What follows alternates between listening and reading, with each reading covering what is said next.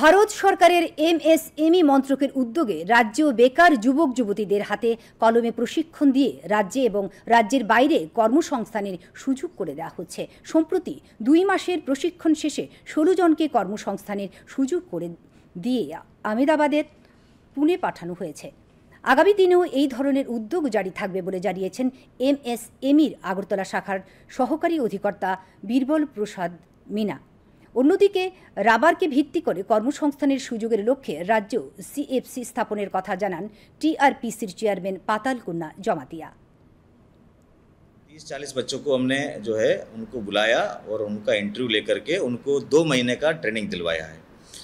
Training में उनको machine का ऑपरेशन सारा सिखाया है, टेक्नीशियन का काम सारा सिखाया है, कंप्यूटर भी सिखाया है और वेल्डिंग का भी काम सिखाया है।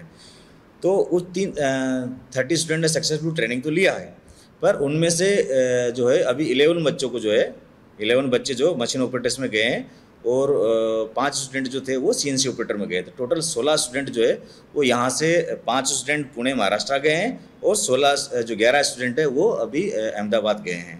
तो इन स्टूडेंट को प्लेसमेंट जो है हमारा टूल रूम की तरफ से हुआ है, गवर्नमेंट ऑफ इंडिया के प्लेटफॉर्म पे हुआ है।